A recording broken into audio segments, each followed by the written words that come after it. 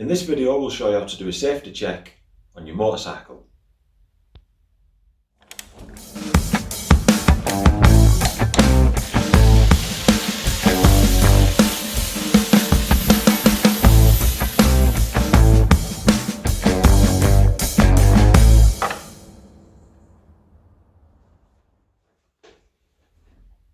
So to do this, all you need is a way of elevating your bike so that you can inspect all the chassis components and a motorcycle safety checklist, which is available to download for free on the website.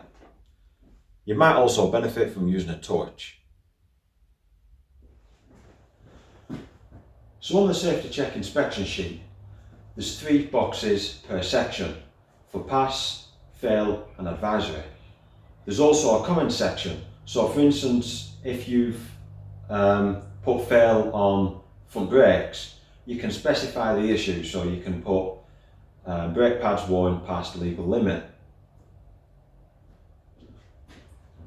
So the list starts with lighting and switches. So in this section, we'll turn the ignition on, fire the bike up, test the lights, indicators, horn and cutout switch.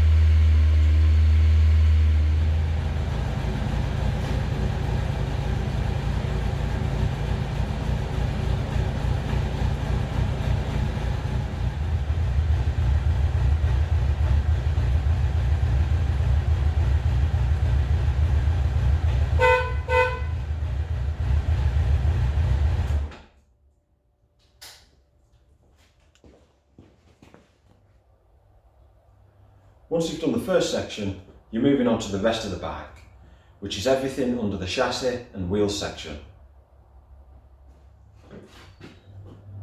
For this, you need the bike in a position where there's no load on the steering neck or the swing arm. So things such as a paddock stand and a steering neck stand is pretty much useless if you want to check everything on the bike.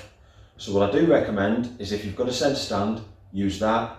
If not, then a stand that lifts the bike under something like the foot pegs is ideal. So to check the steering lock is pretty simple. You put it on full lock, right and left. Make sure that the bottom yoke goes on the steering locks. Your hand's not being trapped, the handlebars aren't hitting the tank or anything like that. While you're doing that, you also want to check cable routing. Check the routing on the cables, fine. It doesn't pull on the throttle. It doesn't pull on the clutch or the brake line or any wires. You also want to check that the throttle retracts properly on full lock to lock. And make sure you just get a couple of mil of play. Same with the clutch. And also check that things like the front brake switch, so the front brake lever, doesn't catch on the fairings or anything like that.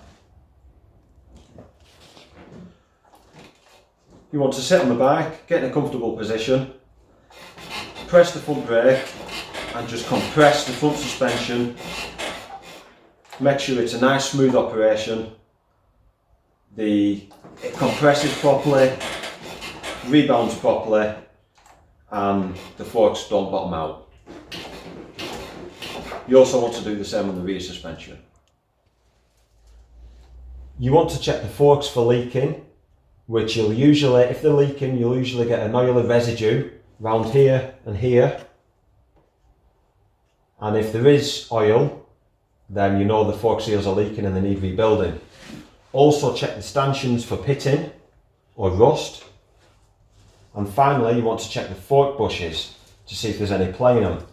And simply by doing that, you elevate the front wheel and you pull back and forward slightly on the bottom of the forks to see if you notice any notchiness or any movement around this area. To test the steering head bearings, there's a couple of ways you can do it. Elevate the front wheel and just lightly move the steering from lock to lock and see if you notice any notching or crunchiness or anything like that. Also, try and move back and forth and see if you hear or feel any play. And another way of doing it is grabbing the handlebar and try and twist side to side to see if you notice any play at all.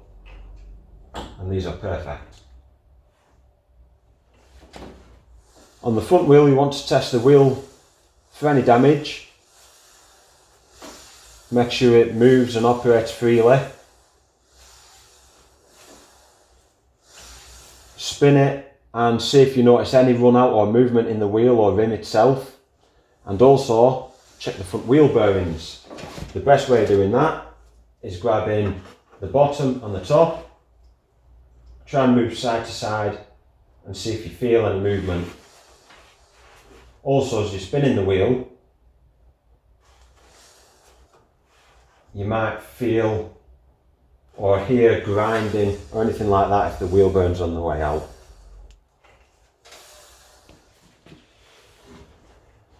On the front tyre, the main thing to check for is tyre depth. Make sure you look right across the tyre profile.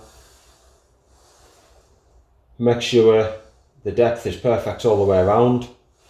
You also want to check for any punctures, any screw or nail or anything like that in the tyre. Check for any cracks. Check the tyre wall. Look for any nicks or anything like that. And you want to check that across the full revolution of the tyre. The best way is to use a tyre valve as a starting point, and once you've checked all the way around it and come back to the tyre valve, you know you've done a full revolution and check the entire tyre. Also, check the date stamp. You want to test the front brake doesn't bind. You also want to check it operates correctly.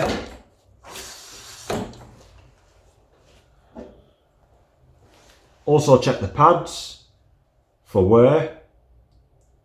Make sure while you're there, you look at the pistons, make sure there's no dust seals hanging out or anything like that.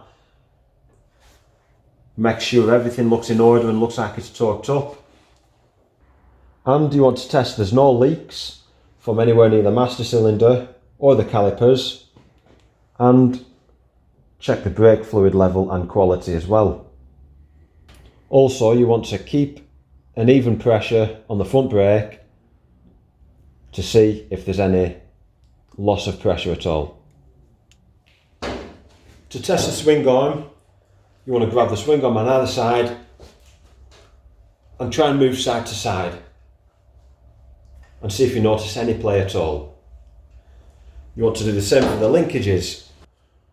When testing the shock, you want to have a look at the spring, see if there's any rust or if anything's broken, and also check that there's no oil leaking anywhere around the shock, usually at the bottom. And see if you notice any movement at all. Just like you did for the front, you want to check the rear wheel and rear tyre for the exact same things, any damage on the wheel, any run out or ovality on the wheel. You want to check the tyre, check the tread, check for damage, any punctures or anything like that. You also want to check the tyre pressures on the front and rear. Testing the rear brake is pretty much exactly the same as the front. You want to check the pads, check the brake not binding. You also want to inspect the discs, alright, there's no cracks, no damage, there's no scoring or pitting, the thickness is okay. Make sure it operates correctly. There's no fluid leaks around the caliper, the brake line or the master cylinder. And check your fluid level. For the final drive, if it's a chain, you want to check your chain tension, your chain alignment. You also want to check for any wear or any seized links. Check that it's clean and oiled correctly. Also check for any wear on the sprockets. With wheel alignment, you can be basic and just go off the swing arm markings, or a laser and make sure the chain's straight, or you can go more in depth with it and check the alignment between the front and rear wheels to check that nothing's damaged on the swing arm, frame, forks or anything else. Checking the frame, seat and footrest is relatively simple. You want to make sure there's no play or nothing's loose or damaged on the footrests. Make sure the seat is locked in position and check the frame, mainly for rust or anything damaged or broken. With the exhaust and fuel system's quite simple. You're just checking for any fuel leaks. Check the fuel lines, make sure nothing's perished or damaged. With the exhaust system, you want to fire the bike and run it. One easy way is just putting your hand over the exhaust cam, just lightly covering it, and you can hear if there's anything blowing at the head or any joins anywhere. And finally, fluid levels. This is one that really you should be checking every day, but check coolant level, oil levels, brake fluid levels on the front and rear, and if you've got shaft oil or gearbox oil, check the level on them as well. So that's how you do a safety check on your own motorcycle. The safety checklist is available to download free of charge on the website. Follow the link in the description. You can then print it off and do your own safety check. Subscribe, like and hit the bell icon.